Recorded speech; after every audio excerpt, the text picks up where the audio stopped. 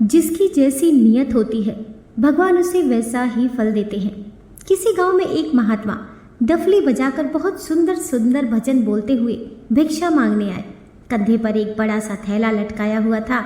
जिस घर से जो भी मिलता थैली में डाल लेते। गली के मोड़ पर एक घर के आगे वे भजन गा रहे थे।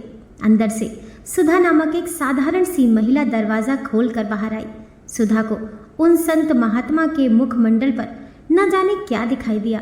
पहले तो सुधा ने महात्मा जी के चरण स्पर्श किए और फिर हाथ जोड़कर आग्रह पूर्वक उन्हें घर के भीतर ले आई। महात्मा जी अपनी डफली और थैला जमीन पर रखकर कुर्सी पर बैठ गए। सुधा महात्मा जी से बोली, महात्मा जी आप भजन बहुत ही सुंदर बोलते हैं, आपका मठ या आश्रम कहाँ है? महात्मा बोले, बेटी संत और पानी चलते रहने चाहिए। हमें गुरु की आज्ञा है कहीं रुकना नहीं, एकांत में भजन सिमरन करना है और भ्रमण करते समय भजन बोलकर लोगों को जगाना है। मेरे साथ 2 साथी और भी हैं, वे साथ वाले कस्बे में गए हैं। दोपहर को गांव के बाहर मिलेंगे, इकट्ठे खाना खाएंगे और अगले गांव चल पड़ेंगे। सुधा बोली, महात्मा जी मेरे पति को स्वर्गवास हुए 4 साल हो गए हैं। मेरी एक बेटी और एक बेटा है, दोनों पढ़ते हैं। मैं गांव वालों के कपड़ों की सिलाई करके जैसे तैसे गुजर चलाती हूँ। बस अब तो यही इच्छा है कि बच्चे अच्छी पढ़ाई करके कमाने योग्य हो जाएं और बेटी की शादी कर दूँ। सुधा बोली, मैं भाग्यशाली हूँ कि आपने मेरी विनती स्वीकार की और मेरे घर में अपने चरण डालकर मेरे घर को पवित्र किया।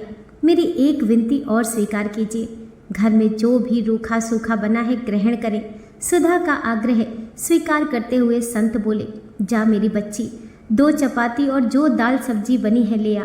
सुधा खाना लेने रसोई में गई। थाली में भोजन परोसकर महात्मा जी के सामने मेज पर रख दिया। महात्मा जी ने भजन समाप्त किया, उठकर हाथ धोए और कुछ मंत्रों का मुख में उच्चारण करके भोजन शुरू किया। तभी स्कूल से बच्चे भी आ गए। बच्चों ने महात्मा जी को माथा टेका। महात्मा जी ने खाना समाप्त किया, अपनी डफली और थैला उठाकर चलने को तैयार हुए। सुधा ने महात्मा जी को माथा टेका तो महात्मा जी ने आशीर्वाद देते हुए कहा, बेटी हमेशा खुश रहो। कल जिस काम से दिन शुरू करोगी सारा दिन वही काम करती रहोगी। इतना कहकर महात्मा जी चले गए। सुधा ने बच्चों को खाना खिलाया और सिलाई मशीन पर काम करने बैठ गई। शाम हुई तो काम से उठकर रसोई में जाकर रात का खाना तैयार करने लगी। बेटा पढ़ाई कर रहा था। माँ ने बेटे को आवाज़ लगाई। तीनों ने मिलकर खाना खाया। इधर उधर की बातें कर रहे थे कि तभी दरवाजे पर दस्तक हुई। सुधा ने दरवाज़ा खोला तो 6-7 घर दूर रहने वाली सरिता नामक महिला खड़ी थी। राम राम कहने के बाद वह बोली, मुझे कल अपने भाई के घर जाना है, मुझे कोई अच्छा सा सूट का कपड़ा दिखाओ। सुधा ने सरिता को सूटों के कपड़े दिखाए। सरिता एक सूट का कपड़ा पसंद करके अलग निकाल कर सुधा को पकड़ाते हुए बोली, ये सूट मुझे कल शाम तक ज़रूर दे देना। सुधा के हामी भरने के बाद सविता चली गई। सुबह होते ही सुधा उठी, हाथ मुंह धोकर सरिता का सूट सिलने के लिए इंची टेप निकालकर कपड़े का माप करने लगी। 1 मीटर, 2 मीटर, 3 मीटर, 4 मीटर। ये क्या? सुधा हैरान थी कि एक सूट में इतने मीटर कपड़ा, और कपड़ा खत्म होने का नाम ही नहीं ले रहा था। वह मापती जा रही थी और कपड़े का ढेर बढ़ता जा रहा था। चाहते हुए भी उसके हाथ रुक नहीं रहे थे और उसे रत्ती भर थकावट भी नहीं हो रही थी। आज बच्चे स्कूल भी नहीं गए थे। दोनों कपड़े इकट्ठा किए जा रहे थे। शाम तक कपड़े के अंबार लग गए। पास ही शहर में कपड़े के व्यापारी के कानों तक जब ये खबर पहुंची तो वह अपने मैनेजर को साथ लेकर सुधा के घर पहुंच गया। कपड़े को जांचा और मैनेजर से सलाह करके सारा कपड़ा खरीद लिया। उसने सुधा को इतनी बड़ी रकम का चेक दिया जिससे सुधा के बच्चों की पढ़ाई और बेटी की शादी बड़े आराम से हो सकती थी। सुधा के पड़ोस में एक खुशहाल परिवार रहता था। उस परिवार में रहने वाली रानी नामक महिला सुधा के घर जाकर उसे बधाई देते हुए बोली, बहन ये चमत्कार कैसे हुआ?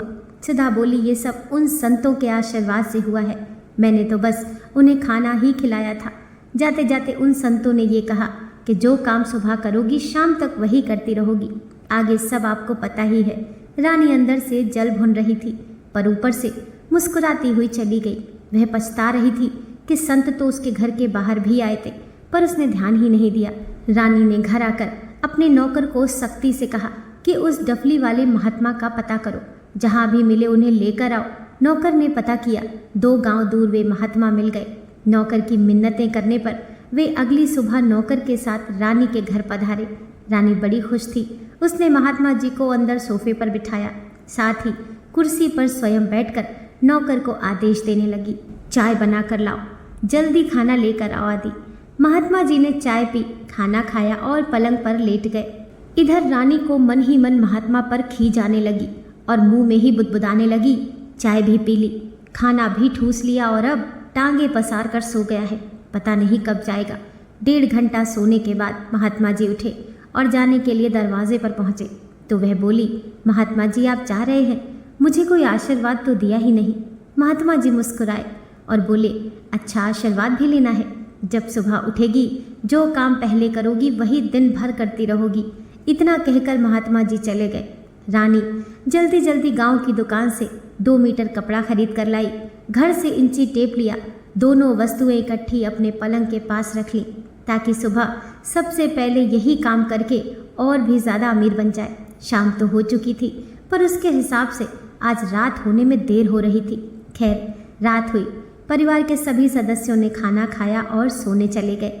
सुधा ने जैसे बताया था, रानी को भी दृश्य अभी से नजर आने शुरू हो गए थे।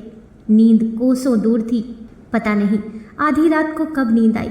सुबह नौकर दूध लेने गया तो दरवाज़ा खोलने की आवाज़ से रानी की नींद खुल गई। जल्दी जल्दी कपड़ा और इंची टेप लेकर ज़मीन पर बैठी ही थी कि छींक आ गई। ये क्या हो गया? 1 छींक, 2 छींक, 4-5 छींक आती ही चली गई। छींकें रुकने का नाम ही नहीं ले रही थी।